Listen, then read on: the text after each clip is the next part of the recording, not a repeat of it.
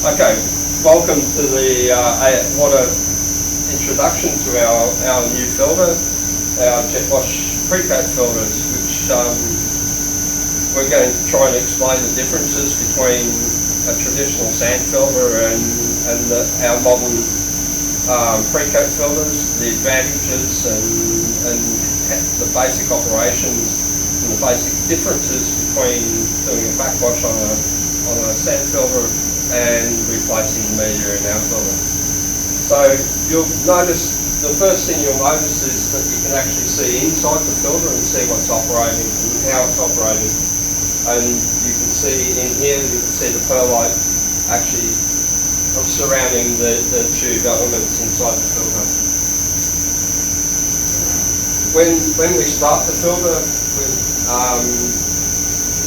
we do what's called the pre-coat cycle, so we have to mount the perlite onto the tubes, and that's this intricate system of pipes and automatic valves. The controller does all the hard work. It's just press the button and the filter does all the work itself. With the pipe work, we've got basically two systems. We've got to start with, the difference between a sand filter and our filter is our filter, the water enters the bottom.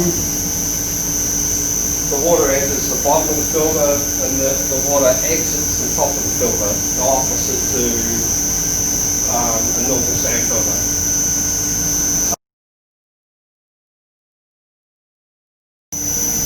Okay, our filter controllers control all the essential elements of the filtration system.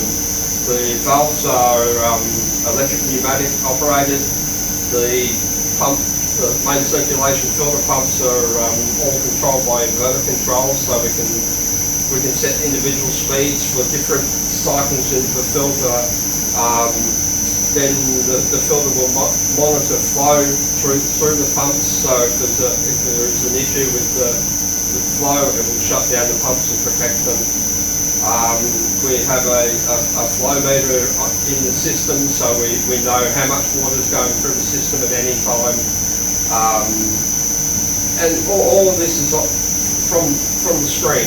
It's all, when the filters are commissioned, we do the settings for them.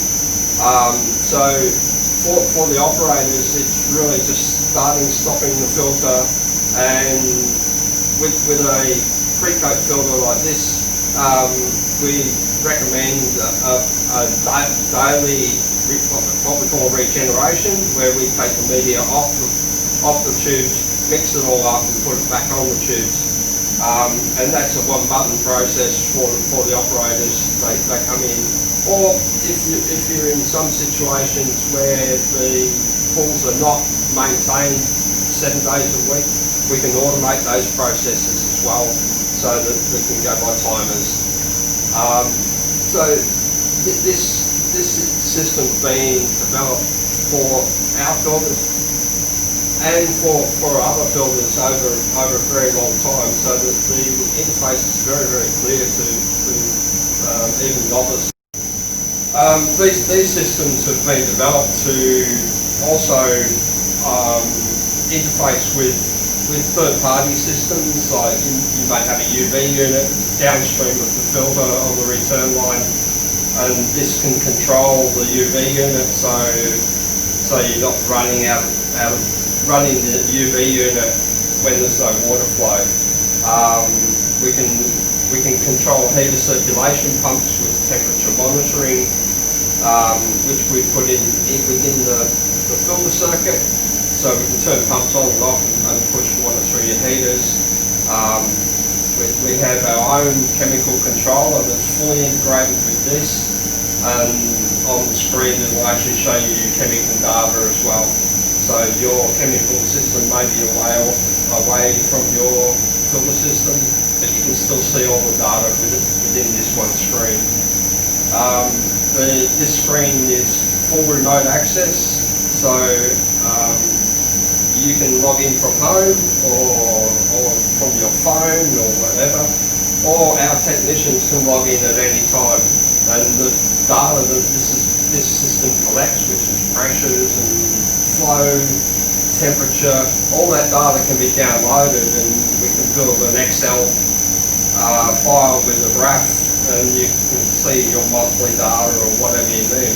So if there is ever a problem with the system, we can go back through the data and find out what happened. The system also monitors what operators do. So if the settings are changed by somebody, there's individual logins for the operators, and the current version of this controller has swipe card logins. So we know who did what, when they did it. It's all logged for future reference. All our systems use inverter-driven or AC drive, VFD, whatever you want to call them, to control the main circulation pumps for the filter.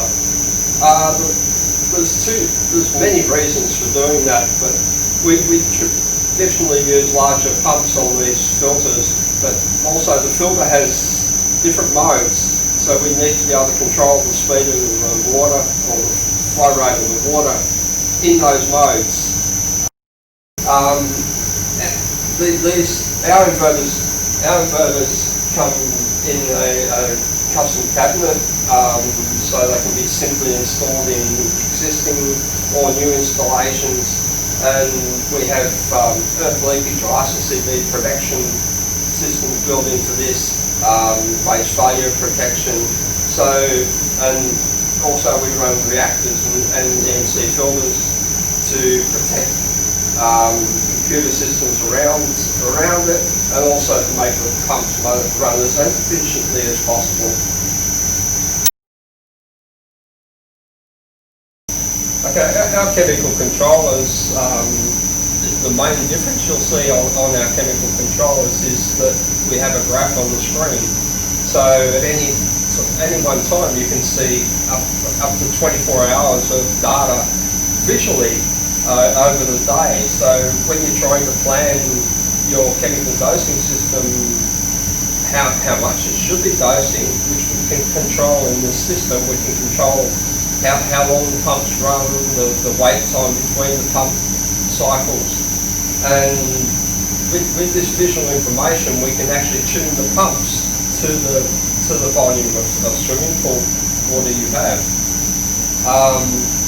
These like our main controllers have 32 gig of onboard data collection, so we're collecting data for years, so we can go through and again download the data and build spreadsheets, so we can present that to the users over a month or over a year or whatever.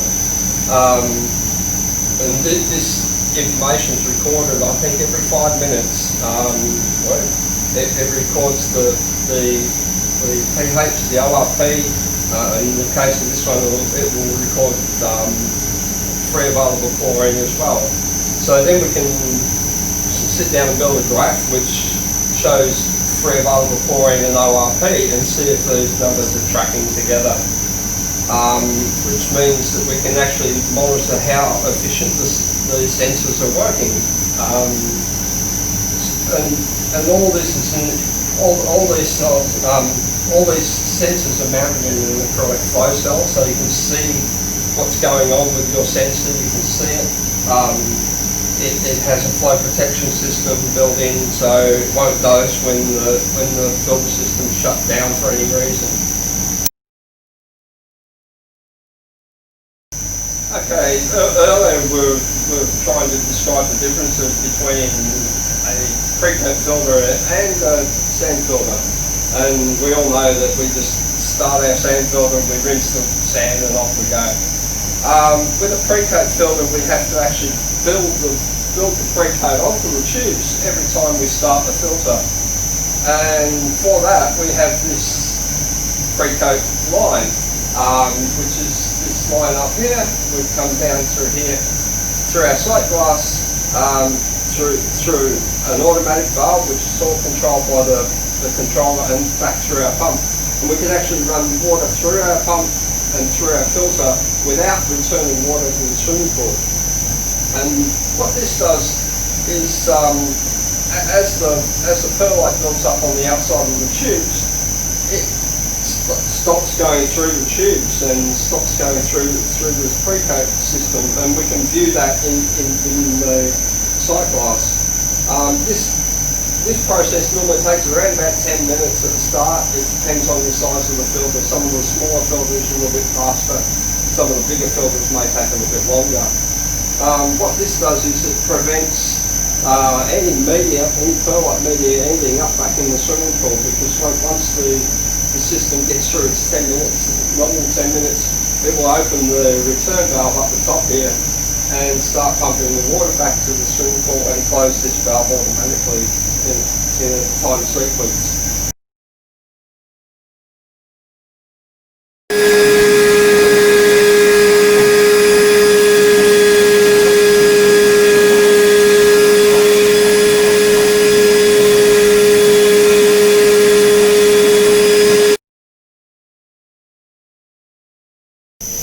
Okay, now you can see our fresh, brand new perlite in our filter. The pre-coat cycle is almost done now. In a few minutes it will change back into filter mode. The advantage of having two windows in these filters is we can see different levels of where the perlite's setting up, and with our controller and our inverter system, we can actually change the speeds and tune the filters once the installation's done and we're doing our first commissioning.